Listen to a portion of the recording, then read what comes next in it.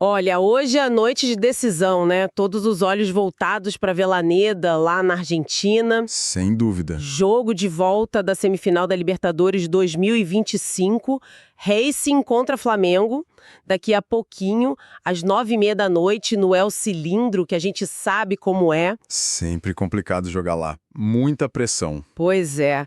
E a gente está com umas informações aqui sobre essa partida, sabe? Análises pré-jogo, e tem até uma visão um pouco diferente, digamos assim. Diferente como? Bom, o cenário a gente já conhece. O Flamengo ganhou o primeiro jogo no Rio, né? 1-0, vantagem mínima. Mínima mesmo. Um golzinho lá do Racing e tudo iguala. Exato. Então, a nossa ideia aqui é meio que mergulhar nesse material que a gente recebeu, tentar entender o que ele está sugerindo para esse jogo crucial. E sim, uma dessas fontes fala numa previsão dividente.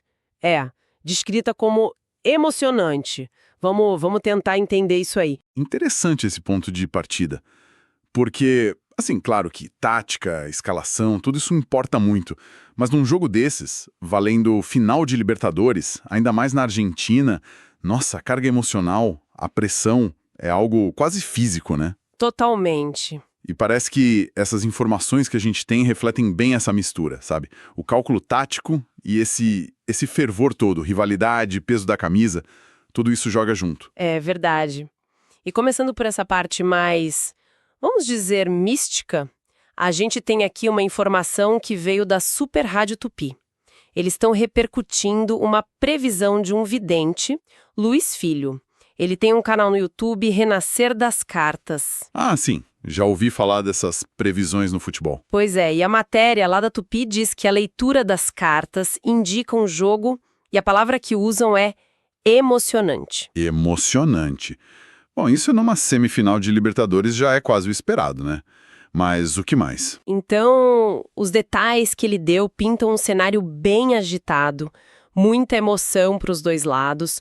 O Racing, segundo ele, começa com tudo, pressionando muito, com chance até de marcar primeiro, viu? E aí igualaria o placar agregado. Faz sentido.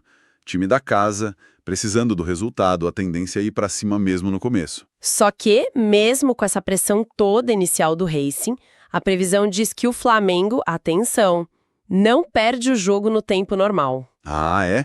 Interessante. Quer dizer, O resultado que ele aponta é empate ou vitória do Flamengo, ou seja, classificação rubro-negra no fim das contas. empate ou vitória, então a classificação viria de qualquer jeito no tempo regulamentar, segundo essa leitura. Isso, e tem um ponto-chave que ele menciona.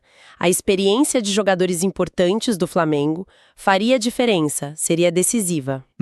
Experiência. Isso sempre pesa na Libertadores. Mas tem um alerta também, ele fala em possibilidade de, incidentes, expulsões, talvez brigas, confusão em campo. O clima pode esquentar bastante. Nossa, um roteiro completo, hein? Pressão, reação, classificação com drama e potencial para confusão. Quase um filme. Exato. O que eu acho fascinante nisso, sabe? É a narrativa que se cria. Tem o primeiro ato, a pressão do time da casa, né? O suspense do empate no agregado. Aí vem a virada, ou a resistência do visitante se segurando na experiência, mas com essa sombra de caos, expulsões, brigas. Sim, é bem visual. E assim, independente se a gente acredita ou não nesse tipo de previsão, né? Ela acaba espelhando muito a ansiedade e a expectativa que está no ar antes de um jogo desses. E talvez até amplifique um pouco, sabe? Vira um termômetro da tensão. É verdade. Alimenta a conversa, né? Com certeza. E quando a gente conecta isso com o histórico da Libertadores, essa coisa da experiência ser o diferencial, isso é um clássico. Jogo eliminatório, fora de casa, caldeirão tipo El Cilindro, saber lidar com a pressão, com a catimba, muitas vezes vale tanto quanto a bola no pé. A previsão, de certa forma, só coloca em palavras algo que está no imaginário do torcedor sobre esses jogos. Faz todo sentido essa conexão. Agora, saindo um pouco dessa esfera, né, e entrando na preparação mais concreta do Flamengo, a mesma Super Rádio Tupi traz informações sobre os últimos treinos e a provável escalação. O time treinou lá na Argentina mesmo, usaram a estrutura do Defensar e um Distísia. Ah, bom. Isso já nos dá pistas mais táticas. Exato, é aqui que a análise estratégica começa a ficar mais interessante, talvez. A fonte aponta uma informação provável assim. Rossi no gol, Ok, esperado. linha de 4 atrás com Varela, Léo Ortiz, Léo Pereira e Alexandro. Defesa que vem jogando com Ortiz e Pereira na zaga, Alexandro na esquerda. Isso. No meio, Polgar, Jorginho e aqui uma novidade, Saul. Opa, Saul entrando no meio. Interessante, com Pulgar e Jorginho. E lá na frente, uma dúvida na ponta direita, Plata ou Luiz Araújo. Na esquerda, Carrascal e o Arrascaeta jogando mais centralizado. Arrascaeta centralizado, como um falso 9, então, para suprir a ausência do Pedro que está machucado. Exatamente. As mudanças que saltam aos olhos são essa, Saul no meio e o Arrascaeta nessa função diferente, de falso 9, e a dúvida ali na ponta direita. Vamos pensar nessas escolhas.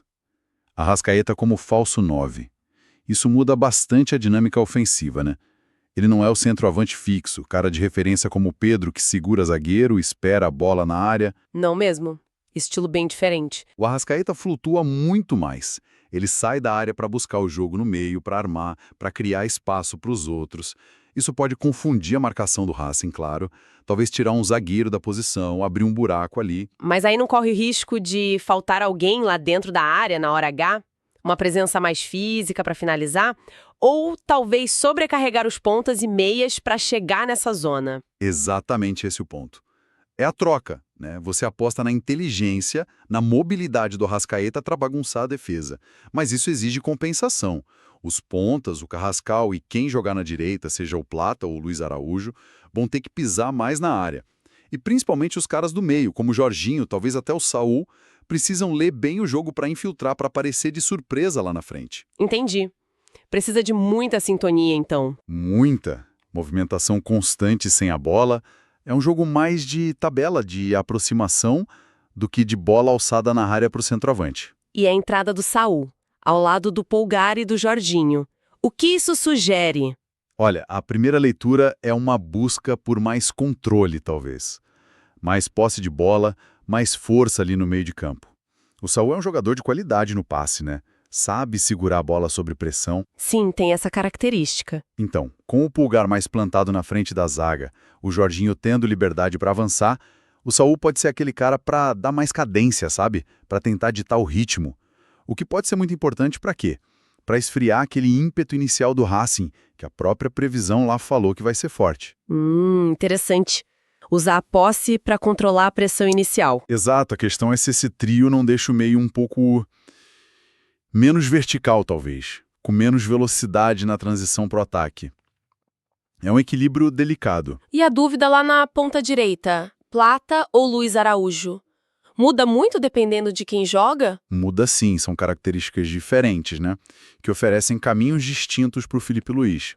O Plata, equatoriano, é mais do drible curto, da jogada individual para quebrar a linha, um contra um forte. Pode ser útil para desafogar quando estiver pressionado. Exato. Ou para criar aquela faísca individual.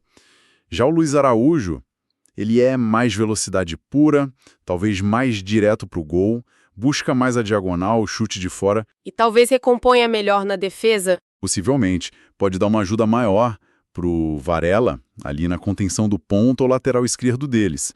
Então, a escolha entre um e outro pode sinalizar um pouco a estratégia. Se o Flamengo quer mais capacidade de drible e retenção de bola com Plata, ou mais velocidade para contra-atacar e talvez um trabalho defensivo mais sólido com Luiz Araújo. Entendi as opções. E aí, voltando àquela história da previsão, a escalação provável realmente parece concretizar a aposta na experiência que foi mencionada, né? É verdade, olhando os nomes. Rossi, Léo Ortiz, Léo Pereira, Alexandro, Pulgar, o próprio Arrascaeta, até o Saul, que chegou agora, mas tem uma bagagem internacional enorme, são muitos jogadores cascudos ali, acostumados com jogo grande, com pressão. Sim, a base é muito experiente. Parece ser essa a ferramenta que o time está escolhendo para navegar nesse ambiente do El Cilindro. E para lidar com as provocações, com os momentos de tensão que a previsão até alertou que podem rolar. A experiência, nesse caso, não é só sobre jogar bem tecnicamente, mas sobre manter a cabeça fria quando o clima esquentar. Pensando nisso, como essa formação específica, com o Saul no meio, a Arrascaeta flutuando, Como isso pode ser a estratégia do Felipe Luiz para justamente tentar neutralizar aquela pressão inicial forte do Racing? Que parece ser um consenso que vai acontecer, né? Até a previsão apontou isso. A ideia pode ser exatamente essa, usar a qualidade de passe desse meio-campo reforçado com Saúl para tentar ter a bola, para quebrar o ritmo da pressão argentina, sabe? Não entrar na correria deles, mas tentar impor o seu próprio ritmo, mais cadenciado, com mais posse. Usar a bola para se defender, basicamente. Isso. E a mobilidade do Arrascaeta como falso 9 ajuda nisso também. Porque quando ele recua para buscar o jogo, ele pode puxar a marcação de um zagueiro ou de um volante do Racing. E aí abrir espaço nas costas dessa primeira linha de pressão deles. Se o Flamengo conseguir fazer a bola rodar com qualidade ali atrás, entre Pulgar, Jorginho, Saúl, e achar o Arrascaeta nesse espaço entre as linhas, pode ser um jeito eficaz de desmontar essa blitz inicial. E aí sim começar a achar os pontas ou os laterais em condição melhor para atacar. É uma tentativa de responder a intensidade com controle, com inteligência tática. Entendido. Bom, então juntando tudo isso que a gente conversou, que as informações trouxeram, o que se desenha para quem vai assistir a esse jogo logo mais? É um cenário de... Tensão altíssima, né? Semifinal de Libertadores, tudo em aberto. Totalmente em aberto. Flamengo defendendo uma vantagem mínima, fora de casa, num ambiente hostil. Aí tem essa previsão curiosa que, né, mesmo vindo de uma fonte diferente, reforça a ideia de drama, de pressão argentina, mas com um final feliz para o Flamengo, baseado na experiência, embora com aqueles alertas de confusão. É um tempero a mais na história. E do lado mais concreto, tático, a gente vê um Flamengo que parece ir a campo com mudanças importantes.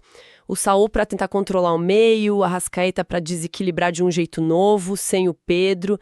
Uma adaptação clara às circunstâncias do jogo e do adversário. Exatamente. O que esse material todo sugere é um jogo onde o lado emocional, a capacidade de lidar com a pressão real do El Cilindro e talvez até essa pressão prevista, né? Pode ser tão ou mais decisiva do que a tática em si. O mental vai pesar muito. Muito. A escalação provável indica que a aposta do Flamengo é nessa rodagem, nessa inteligência dos jogadores para conseguir atravessar esse mar turbulento.